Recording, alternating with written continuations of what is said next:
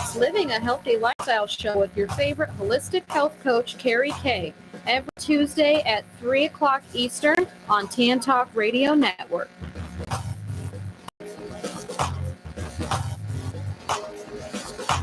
What's the buzz in Tampa Bay? Senior Voice America Radio, a unique morning variety program delivering the latest commentary on politics by host and political analyst Tim Bryce and the up-to-minute happenings of Wall Street. Beyond politics and finance, they scale the scholar's rampart by including topics on religion and nutrition with thought-provoking guests and interviews. Tune in every weekday from 8 to 10 a.m. on this TAN Talk station. Senior Voice America, serving our nation's seasoned citizens for over 4 decades. Hi, I'm Dawn with Sunkissed Charters. Come and sail with us on a 37-foot endeavor out in the Gulf of Mexico. Up to 6 people, $100 an hour, 3-hour minimum. You can split it between each other. Pet friendly, bring your own food, drinks, restrooms on board. Make it a memory maker. Call 727-871-7788 or call 727-315-4936. SunkissedCharters.com. We'll see you out at the Gulf of Mexico. Listen to the latest pet trends with benefits on the Pet Buzz every Saturday morning from 9 to 10 a.m. Join pet trendologist Charlotte Reed and veterinarian Dr. Michael Fleck as they talk all things pets. From animal health and wellness, money-saving tips, celebrity gossip, breaking news, and more. Their expert guests are in the know and in the now. To learn more about this unique program and its hosts, tune into the show on the TAN Talk Radio Network. Hey, you new to the area or just want to know about the best hidden gems and upcoming events? Stay tuned. Be Local Buzz with Devin takes you to these places, introduces you to the best businesses, and tells you about upcoming buzz. Preset your radio to TAN Talk 1340 AM or 106.1 FM every Thursday from 4 to 5. That is the Be Local Buzz with Devin on TAN Talk 1340 AM and 106 FM every Thursday from 4 to 5. Looking forward to speaking with you. This is the TAN Talk Radio Network.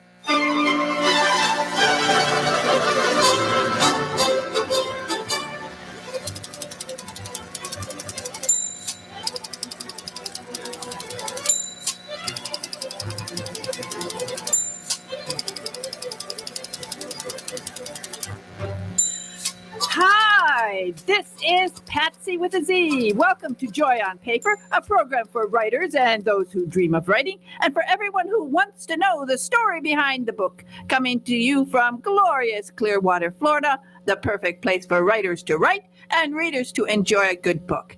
And I am so happy to welcome back to Joy on Paper, Bill Larson. He is our legal eagle. He is from Larson & Larson, intellectual property lawyers, and I am so happy to welcome you back.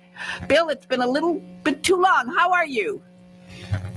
Fine, Patsy. How are you? Okay, well, it's been a while, and so many questions have come up. The writers today have so many things that they have to deal with. It is really a difficult situation for them. Not only do they have to be great writers and editors and social media icons, they have to do all sorts of things. They have to even know something about the law, and it is difficult, and that's why I'm so happy that you come on the program just to remind people both of the law and also to talk about recent cases. And one of the cases that a listener sent in to me, she said, did you hear about Taylor Swift? And so there's a big lawsuit with Taylor Swift. It looks like she sold 2.5 million books, but somebody is suing her. So can you tell us about that case? Yeah, let's get to it. Author who wrote novels that Taylor Swift used her ideas and her colors and her themes and her pictures and basically the layout for her book called Lover. Yes, there are some similarities, but I think it's an uphill battle for this plaintiff in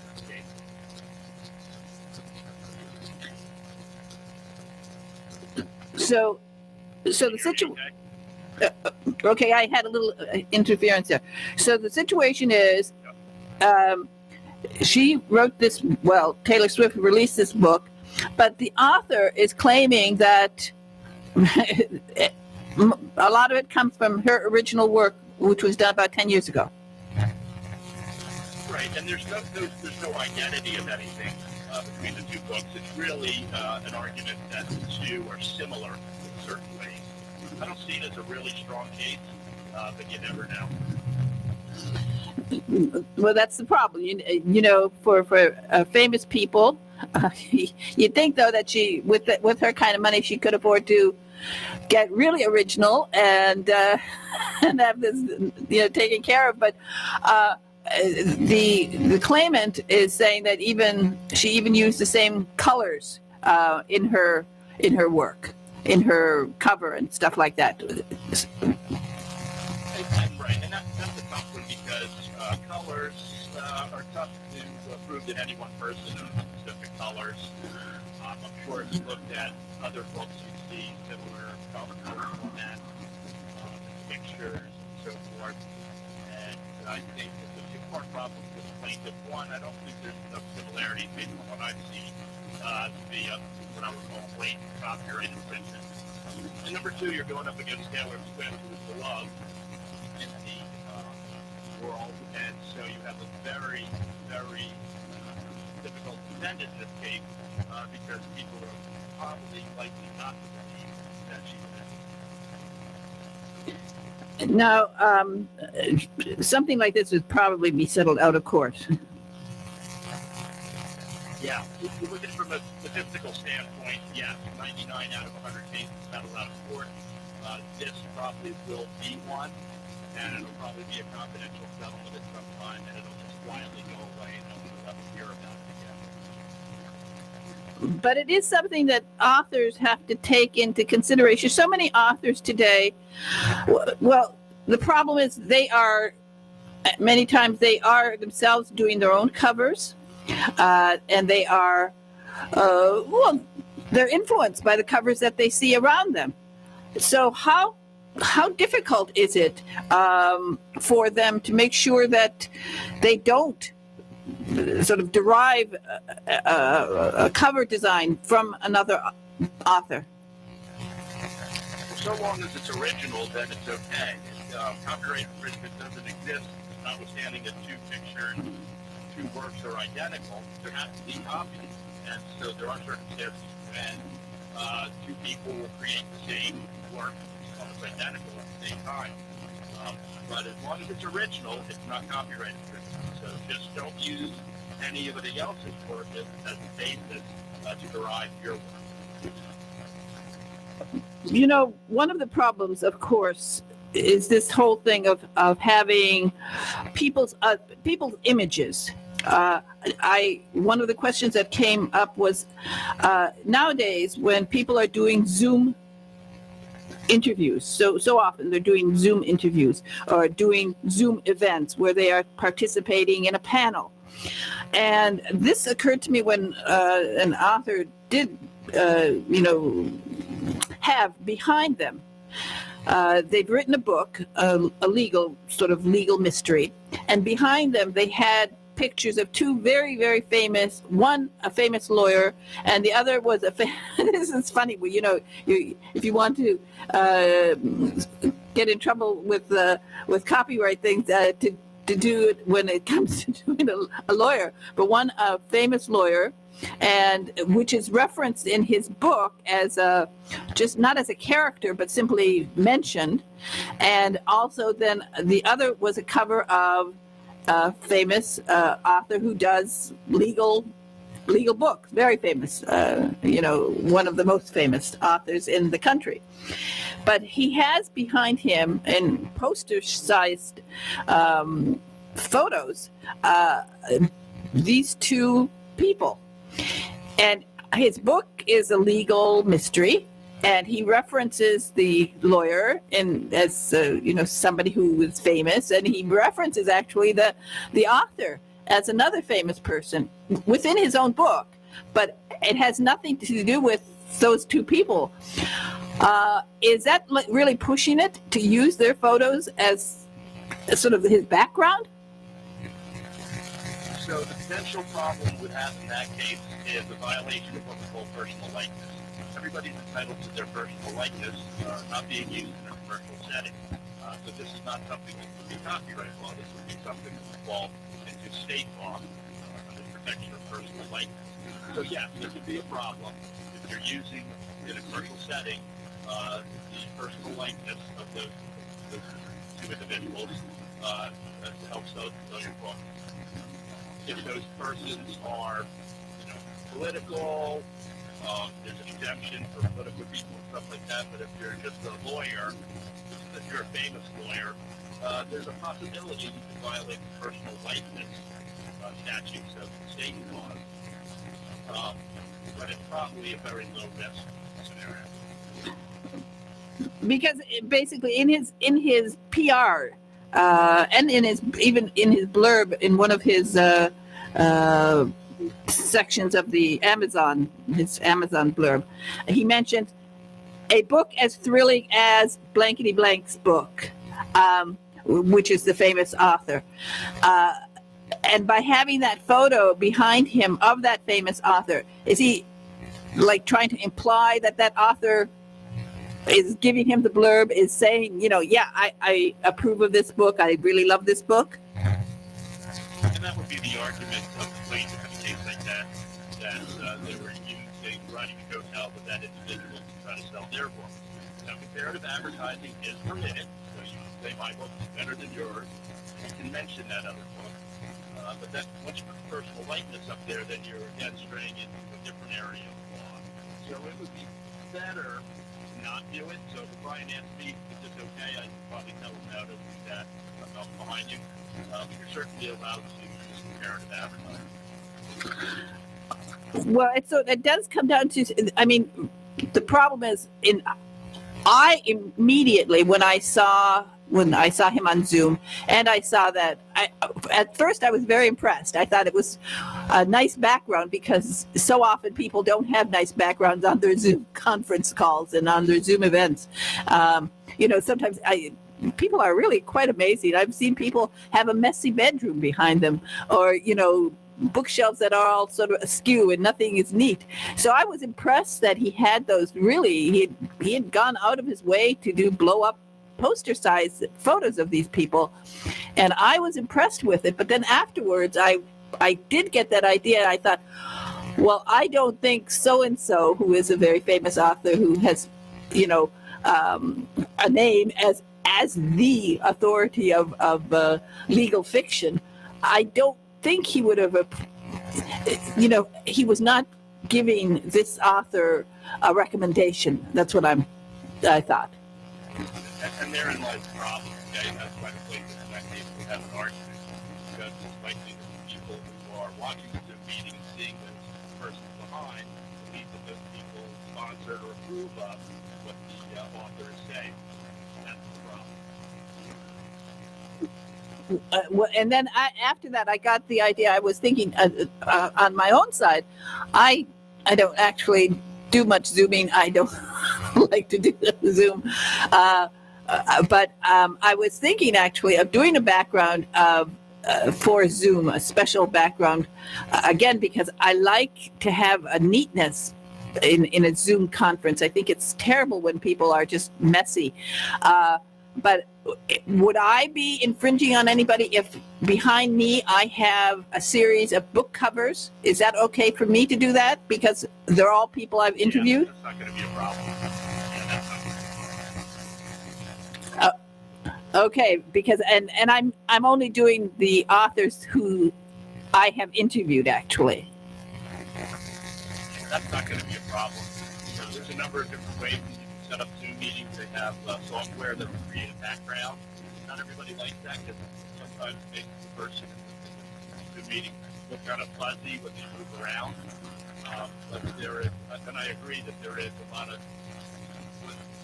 it's hard to believe people have in their background. Really messy backgrounds. What's even worse is like they have nothing in the background except like a dead flower. What do you think?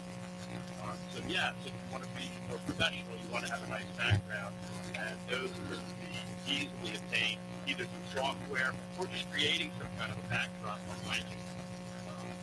that A, looks nice, but at the same time is not distracting from the meeting itself.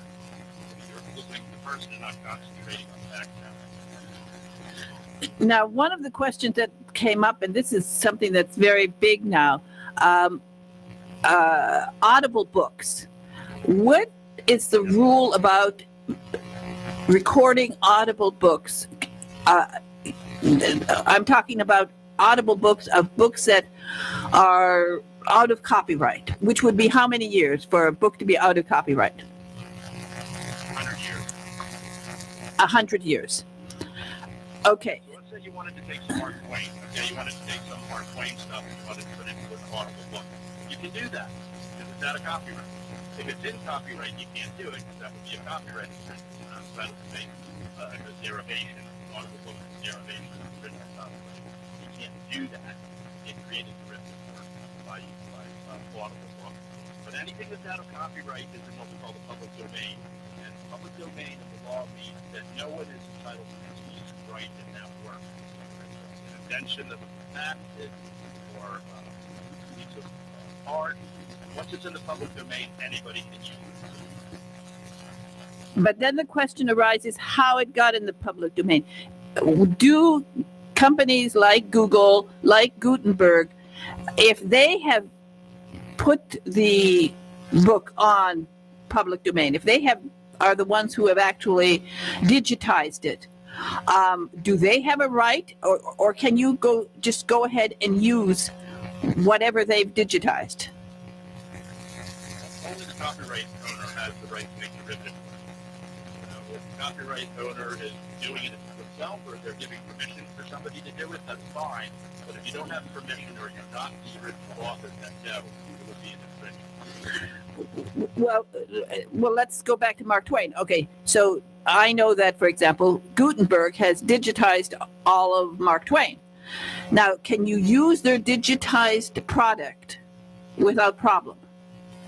There's all sorts of warnings at the end of Gutenberg and also at the end of Google Advanced Book Search. Very complicated, tiny print warnings. Are they saying that? Here's the answer. Okay. Here's the answer. Okay, let's use an analogy. Let's say we have a work of Beethoven. Okay, anybody is entitled to play Beethoven's work and record it. The work itself is protected by copyright. It's not protected by copyright because it's fallen into the public domain. However, when the Philadelphia Orchestra plays that Beethoven and creates a sound recording, that sound recording is now protected by copyright, even though the underlying work is not. So you can do it yourself if you want to, but you can't take the Philadelphia Orchestra's version that they played and use it for yourself and or commercialize it. Okay, so you can't take the Gutenberg version of a Mark Twain book. No, exactly. But if you happen to own that version, if you happen to own Mark Twain 100-year-old book, if you record from that, that's okay? That's okay, right? Okay, as long as it's original to yourself. But if Gutenberg's done it, you can't take their recording and then commercialize that because they have a copyright in their particular version of what they've done, even though the underlying work is the public domain. You have to do it yourself. Okay, that's what I did advise somebody. Somebody was doing that. They were recording. They are in the midst of recording something that they got from Gutenberg, and although that's why you lawyers put everything in small print and sort of gobbledygook that we don't understand. But from what I read, I thought that Gutenberg was saying, "Don't you dare do that." So they say the big print give it and the small print take it away. So you have to be very careful. But it all goes back to originality. Okay, if you go ahead and do, take the part through work, whatever it is, and you want to put it into an audible book or you want to work on it, so just do it from a basis of originality. Don't do it on the basis of what Gutenberg has done. Whatever they have created, even though the underlying work is public domain, they can still have a copyright in their particular version the way they did it. Because I have noticed that there are multiple versions of some very famous books. I don't know, Anna Karenina, for example. Now, those people who recorded it had to have an original. Yes, originality is the key. As long as you're original, you won't have a problem. Okay, all right. And do you have to make any changes? One of the questions was if you took a Gutenberg, but then you added, say you added drawings, does that then become yours? No. No. That's Gutenberg's entitled to the recording or the derivative work that they prepared, and you cannot use that. Even if you subtract a little bit or add a little bit, it will still be an infringement. Okay, and so even if, let's say, you have original Anna Karenina, if you have it in your library and you record from that book, even though there's lots of Anna Kareninas out there, it's okay.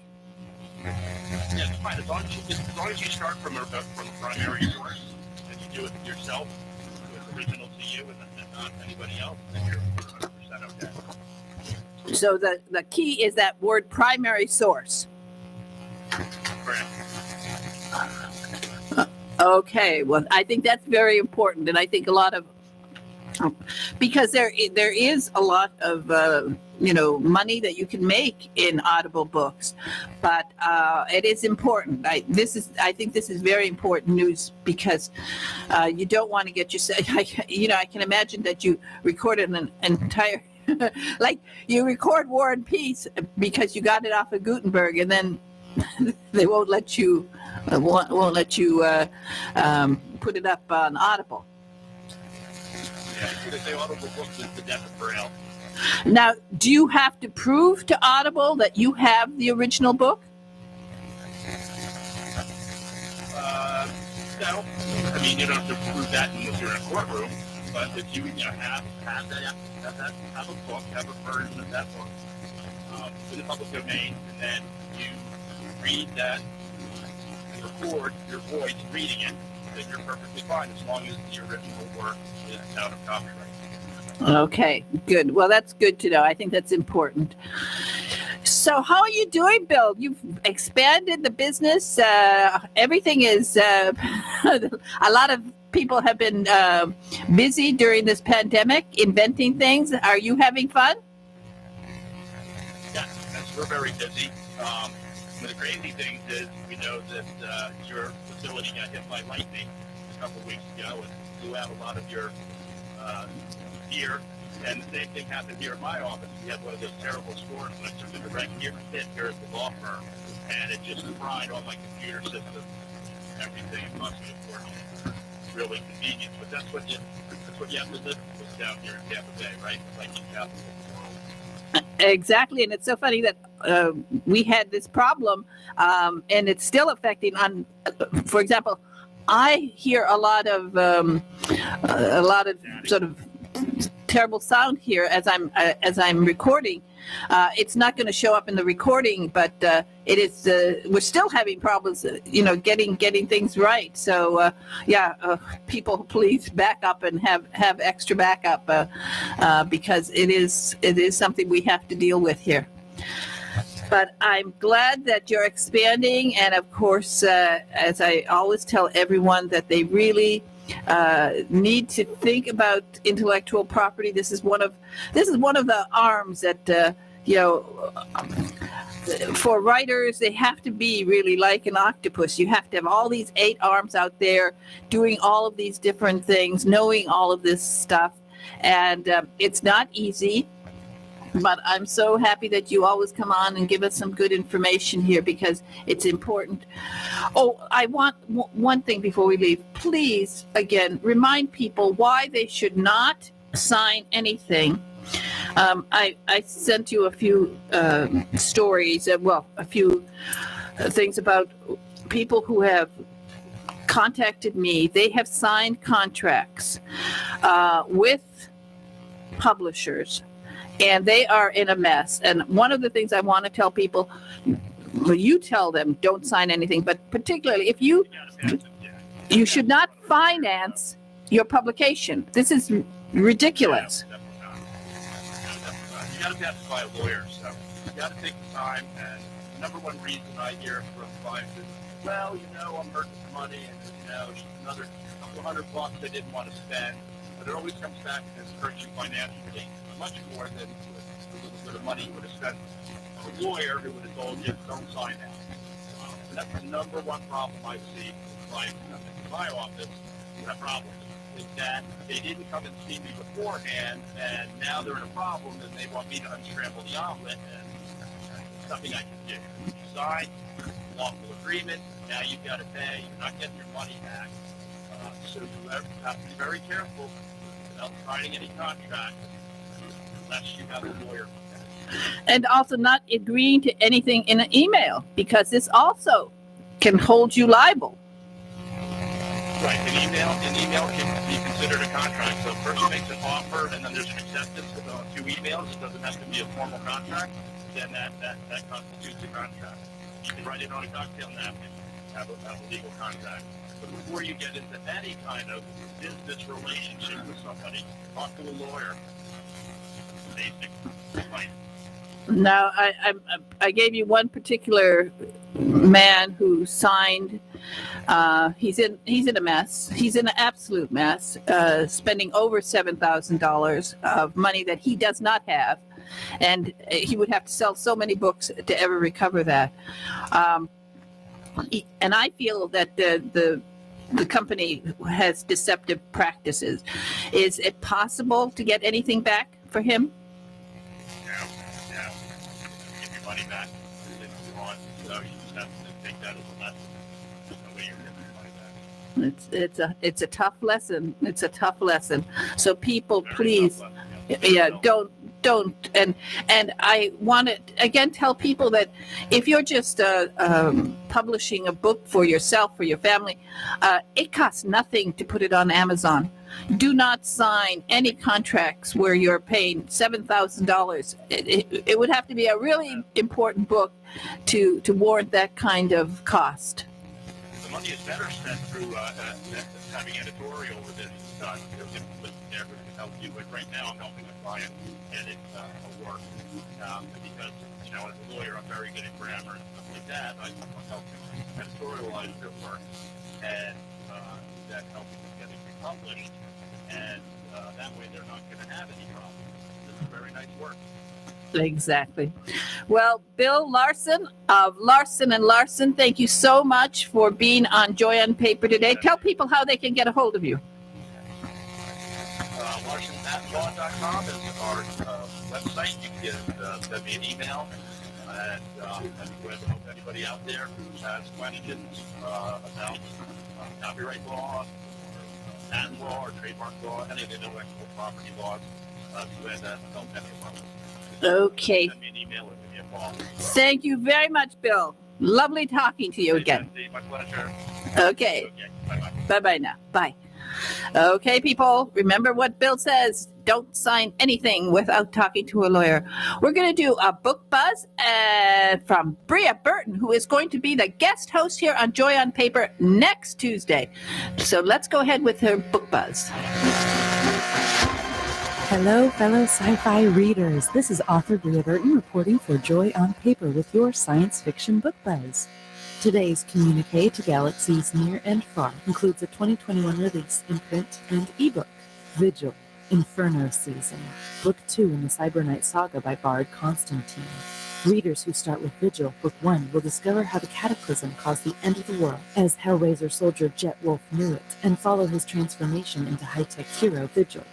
Now that you've had your briefing, let's download the book buzz.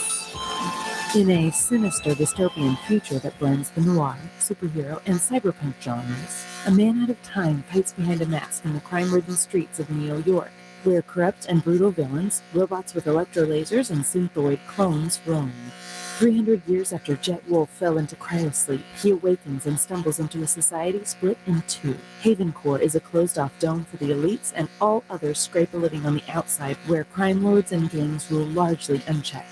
When we pick up in Book 2, Vigil pairs up with Spitfire, a street-smart teenager who joins his growing team to battle Diabolus, a trifecta of crime syndicates stealing and stolen memories, the latest drug craze of the Haze Parlors. The trail leads Vigil and his team deep into the underbelly, an abyss beneath a city where nothing is as it seems. This masterful neo-pulp mashup with jaw-dropping twists would be one binge-worthy television series if the right producer picks it up. My casting choice for Vigil would be between Henry Simmons, aka Mac from Marvel's Agents of S.H.I.E.L.D., or Mike Coulter, who played Luke Cage in the Netflix series and currently stars in CBS's Evil. Bard Constantine is a pen name for Alabama author Lewis Knight, a self-described neo-pulp author who writes genre-blended, action-oriented pulp fiction with a kick. People come for the action and stay for the appealing characters. This is Bria Burton with your futuristic fiction fix, signing off.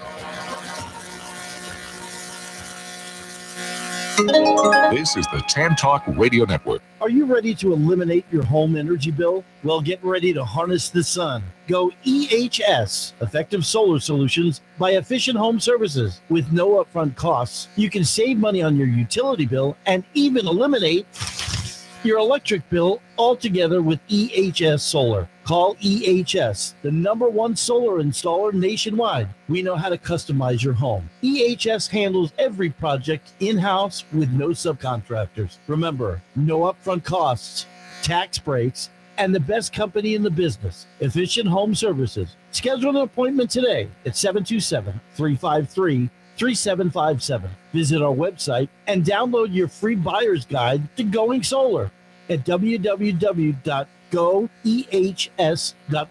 Go solar, go savings, go EHS. Call 727-353-3757 today to talk to our experts. Are you an author, an artist, an inventor? Then you need to protect your valuable intellectual property. You need Larson & Larson. We have the experience and knowledge to help you with all of your legal needs, from processing trademark, copyright, or patent applications to negotiating licensing agreements and handling litigation. The attorneys at Larson & Larson in Largo, Florida can help protect you. Call us today for a no-cost consultation at 727-546-0660 or visit our website at larsonpatentlaw.com. Do you dread being called on to speak at meetings or family functions? Have you envied those who can sway an audience with well-chosen words? Do you know that people who speak well earn more money, earn more reporting careers? Gain the confidence to master any speaking situation. Toastmasters will allow you to find your voice. Go to toastmasters.org to locate the club nearest you. This is the Tan Talk Radio Network.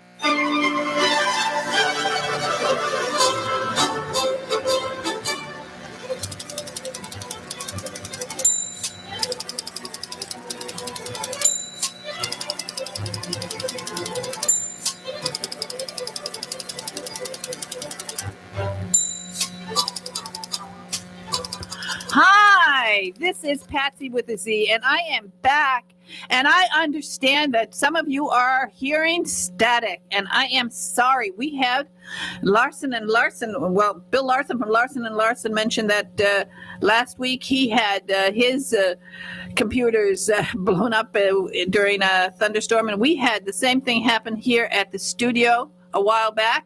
I don't know, last week, and that's why I was running reruns for a few days, and it looks like we're still having some static. I just got a report in from a listener who says that they could hear me fine, but some of Bill Larson's interview was in static, and I think also the book buzz. So I just want to apologize for that. I'm going to try to go ahead with this next interview, and I will have, I don't know. We'll see if it works. We have to get people in here to get this straightened out because this is really difficult. Anyway, I am happy to welcome to Joy on Paper, Julie Beer. Well, I love this name. Don't you love this name? Everybody must just love her. Hi, Julie. Can you hear me? I can. Can you hear me? Well, we are having problems. I mentioned here that we're having problems with our geez, it's ridiculous. I don't know how much you'll be able to hear me, or I will be able to hear you. I hear you vaguely. Anyway, I'm so happy always to have somebody from Nat Geo on, because National Geographic is my favorite. I was raised on National Geographic, and I love all of you people there, and I am always so appreciative. And the new book that we're supposed to be talking about today, and I don't know how much I can talk about it, is Why Animals, 99 Plus Awesome Answers for Curious Kids. And Julie, you are the author, and what else is your position there at Nat Geo? Hi, thanks for having me. I am the author of this book, Why Animals. I've written dozens and dozens of books for National Geographic Kids, and I also work for Nat Geo magazine. Well, as I said, this is just terrible. I don't know. I can't tell from my end how much static there is. I hear a lot of static on my end, and they're saying that. Do you hear static on your end? Actually, no, I'm okay. Okay, so Julie, I'm not going to be able to ask you too many questions, but boy, oh boy, you have a lot of things to say here. So why don't we let you tell us about as many of these wonderful stories that you have created here about animals.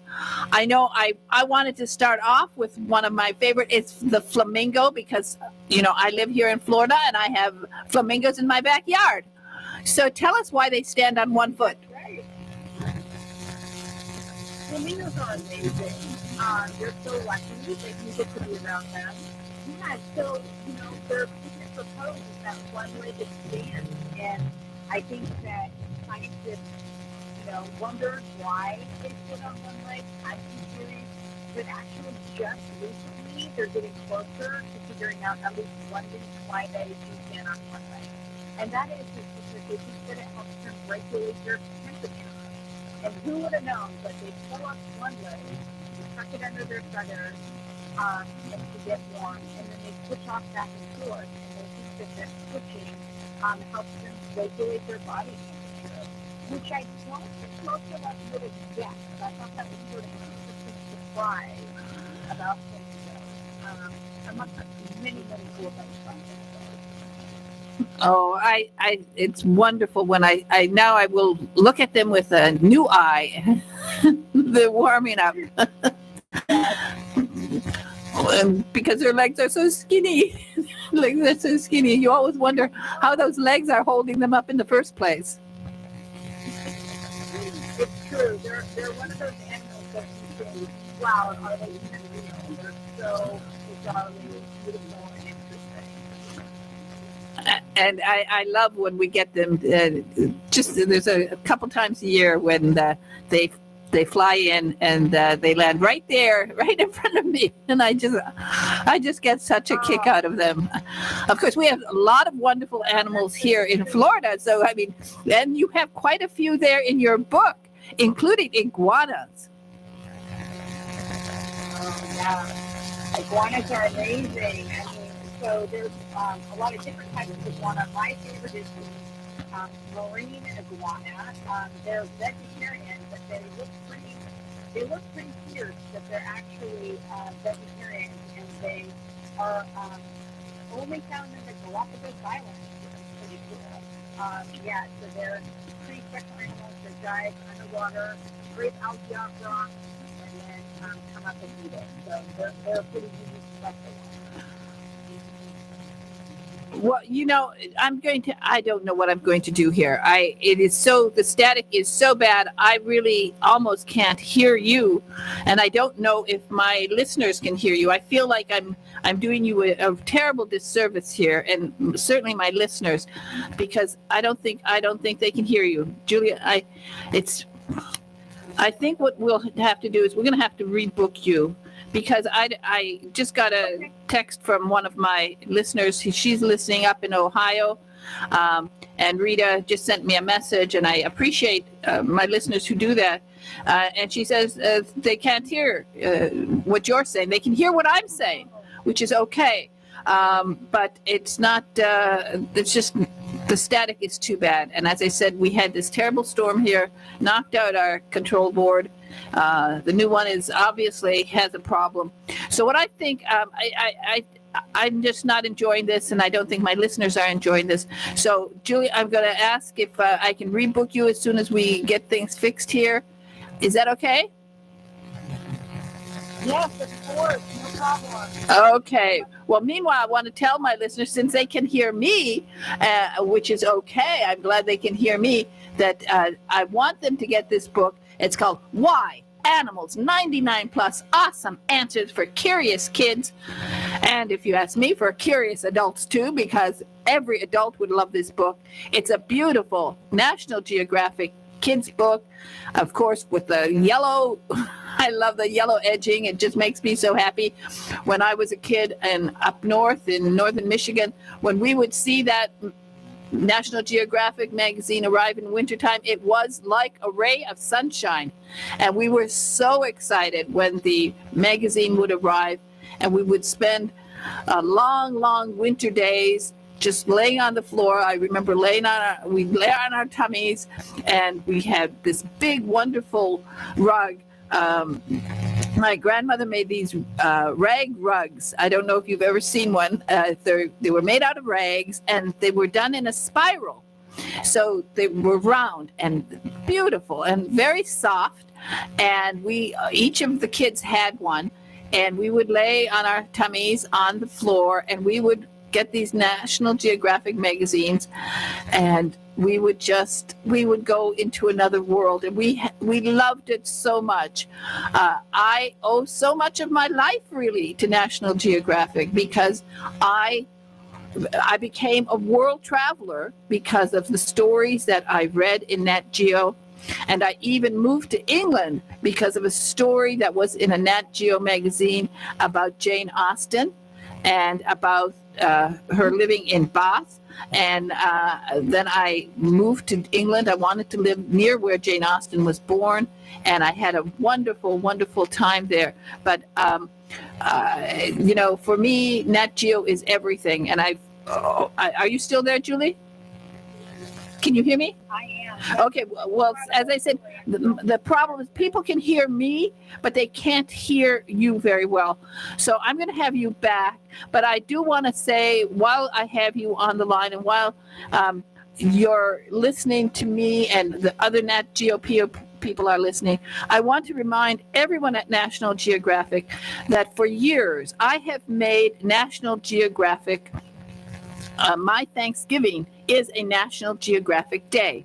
I always have National Geographic books in my case, people come to my home for Thanksgiving because I'm the best cook in the family. I'm the best cook in the family. But I always have a Nat Geo book there, and at least one book where everybody signs in that book, making it like a yearbook, so that we can go back 5 years from now and 10 years from now and look at all of the messages from the people who were at a Thanksgiving dinner. Because I think it's the most wonderful gift that you can give when you go to a Thanksgiving dinner is if you come, it's lovely to bring flowers. It's really nice to have wine, but those disappear. But when you bring somebody a National Geographic book, they keep it forever. You will never find a National Geographic book in a garage sale. People don't give them away. They keep them forever. And if you turn it into a yearbook where usually I don't tell people to write in a book, but in the case of a National Geographic book, to have your family write notes in the backside in the cover, just like a yearbook. It is so delightful when 5 years from now, you have a kid who will write their name or even just draw a picture, and then as you go through the years, you see how they change. And, 20 years later, they're writing, beautiful, beautiful poetry. So you never know. And it's just wonderful. And that's why I want to always encourage people to think of, when you think of Thanksgiving Day, think of National Geographic. Oh, what a beautiful story. I love that. I might have to adopt that. Well, I hope that everyone there at National Geographic does that. It is, I was looking back, it's getting now, it's towards October, and I'm pulling out some of my books, and I was pulling one out from about 7 or 8 years ago, well, before the pandemic. But this is a little older than that. And I noticed that one of the children who was at the event actually could not write her name, and she drew a face with her hair all curly, and that is in the book. Now, this year, when I see her for Thanksgiving, I know she's now writing beautifully, and she's actually writing little stories, and she has decided she wants to become an author herself.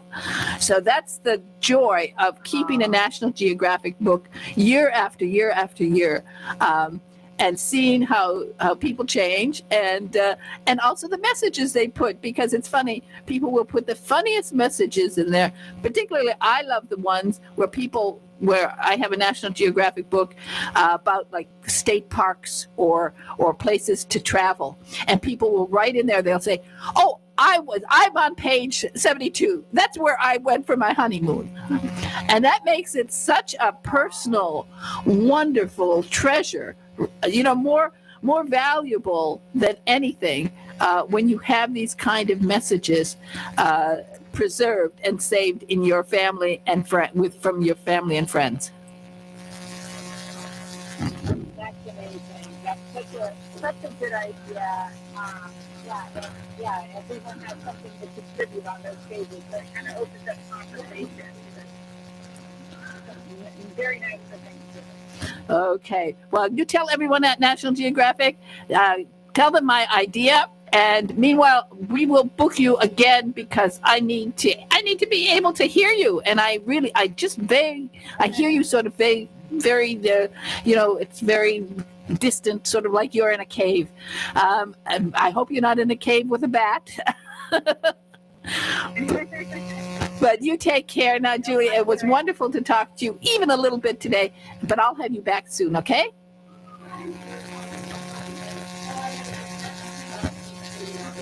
Okay. Bye-bye now, Julie. Bye.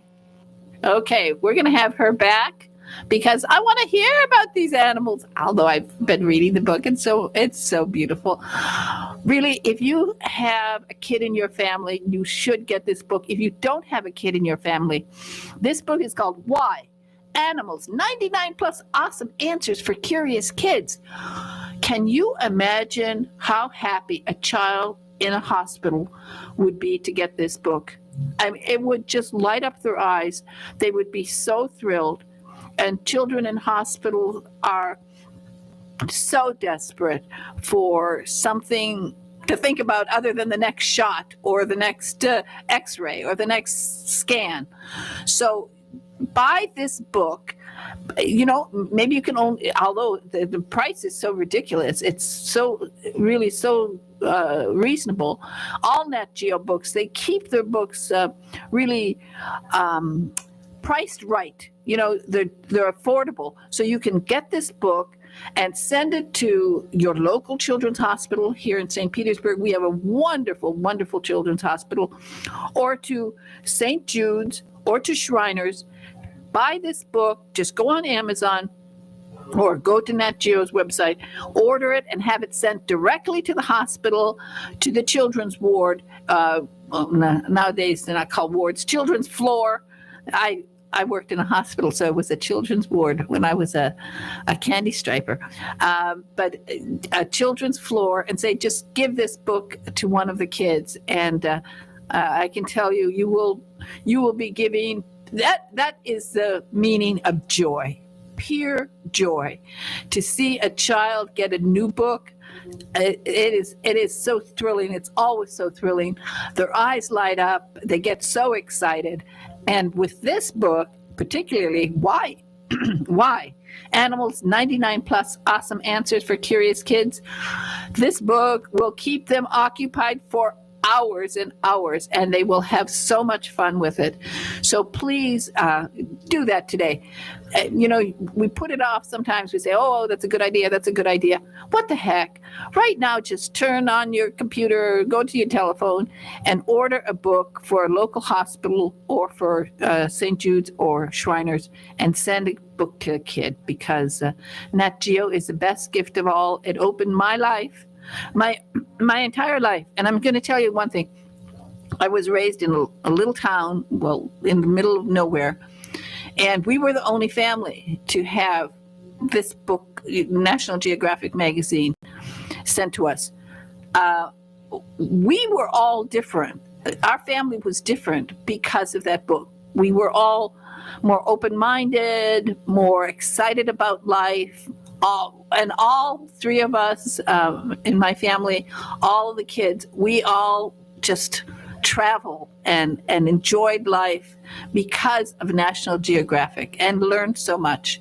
So please get a National Geographic book.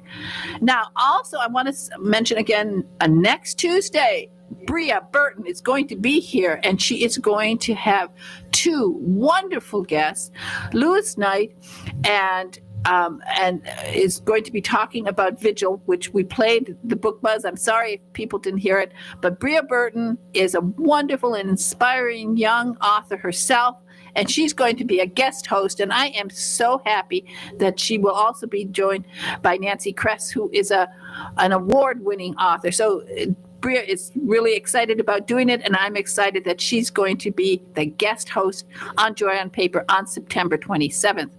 Then mark your calendars, because October 25th is a very special day. It is the Carol J. Perry Day here at Joy on Paper, and we are going to have a full hour of fun and talk and celebration about Carol J. Perry. And she was my first guest in the studio over 7 years ago. And I love her. And in that 7 years, she is so remarkable. She has written 12 books in her wonderful Witch City Mystery series. And then, as if that wasn't enough, she decided to start another series. And the Witch City Mystery series is based in Salem, of course, because that's where she was born on Halloween Eve. But the wonderful thing is that she lives here in Florida, and she decided, what the heck, I might as well write a lovely story here about my area of Florida. And so she came up with a Haunted Haven series, which is set in a inn here in our area. So it's lots of fun. And she gets to write about all of the celebrities who have been here in our area, because, as you know, forever and still today, this is an area where tourists want to come. And in the old days, we had so many great and famous tourists here. Among them, of course, was Babe Ruth, one of my favorite, and he loved it here. He loved playing golf here, just on the golf course, just a mile away from where I'm sitting right now. And every day I pass that golf course, and I look at the golf course and I think of Babe Ruth, because I'm actually a baseball fan. I love baseball, but when I drive past that golf course, I think of Babe Ruth out there playing golf, because I don't know if you knew, he loved golf more than baseball. And of course, but in those days, the money wasn't in golf. Today, of course, he would be, can you imagine? But he loved golf. And so I always love to think of him. And he is a character in one of Carol J. Perry's Haunted Haven books. And a lot of other very famous people will travel through these Haunted Haven books. And she received a starred review from Publishers Weekly, which is a great thing. I can tell you, many authors I know, famous authors, have not received a starred review from Publishers Weekly, and they are, green with envy, because it is a big thing. So I'm so happy that October 25th is going to be Carol J. Perry Day here on Joy on Paper. And what else? Okay, well, what can I say? Remember what I always tell you. One of the joys of life is to see your words on paper, my goodness, and then to hear your words in an audible book, or if you're very, very lucky to have those magic words whispered to you in your ear. My goodness, lights, camera, action. And your book will be turned into a major motion picture, streaming video, or a series on the Hallmark Channel. And speaking of streaming video, you know Jack Reacher is a streaming video. And Jack Reacher, the new book is out. And Lee Child is going to be here on October 27th to talk about that, along with his brother, Andrew Grant. And so I'm looking forward to that. And meanwhile, everybody say something nice to somebody today. I will say something nice to Big Ed in the control room. Boy, his nerves must be on edge with all of this problems with the microphones. Anyway, everybody, have a wonderful, wonderful day. I hope we get it fixed. And I will have Julie Beer back here so we can talk about animals and 99 awesome answers for curious kids. Okay, bye-bye now.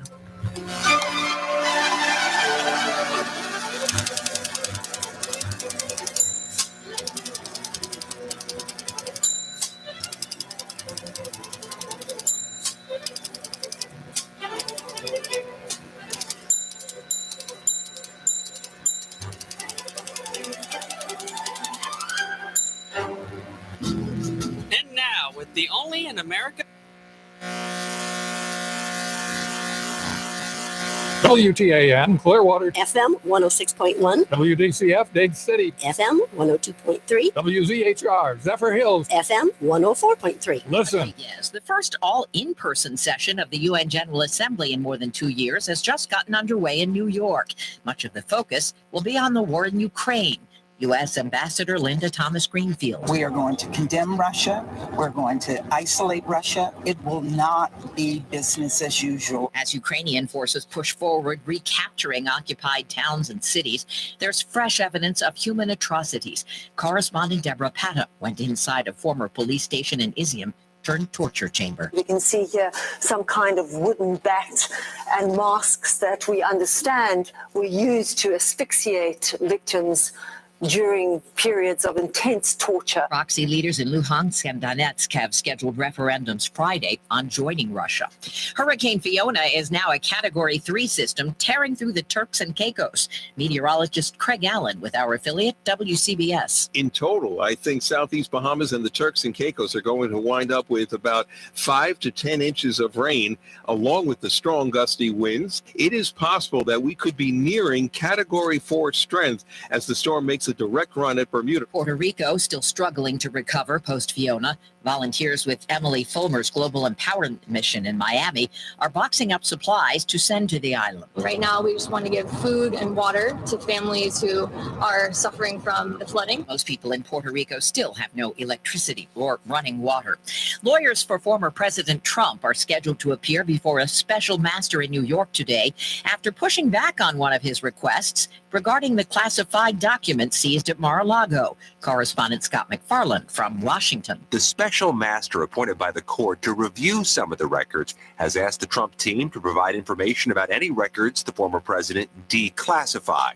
And the Trump team in court filing says it doesn't want to do so, that it might impact their defense at any subsequent indictment. For the first time, arrests of undocumented immigrants at the southern border have exceeded 2 million in a year. Correspondent Manuel Bojorquez reports. For many migrants seeking asylum in the U.S., this is their first stop, a Greyhound bus station in El Paso, Texas. The U.S. Border Patrol says more than 1,000 migrants are crossing this area each day. Many are being released here. That's where volunteers Juliana Esparza Loya pulls in with her minivan loaded with supplies. She sets up her table and starts handing out essentials like backpacks, shoes, and clothes. New York's mayor says the city may begin housing migrants flown in from Texas on cruise ships. This is CBS News. This hour's newscast is presented by Rocket Mortgage. Need to know what it takes for a home loan to fit your budget and your family? Rocket can. Did you ever think about hosting your very own radio show? Here's how. Hey, Tampa Bay, did you know you can have a 1-hour program on the Tan Talk Radio Network for less than the cost of one 60-second announcement on many Tampa Bay stations? That's right. We'll put you on the radio for less than the cost of one 60-second announcement on many stations. Check it out today. Use your program to promote yourself, your business, or someone else's business. Call Lola Jean, the broadcast queen, 727-510-7622. That's 510-7622. Call Lola Jean now to check out your Tan Talk Network program. In addition to network radio, we'll stream your program in audio and video all over the world. Call Lola Jean now, 727-510-7622. Call today. Your network 1-hour program can start tomorrow.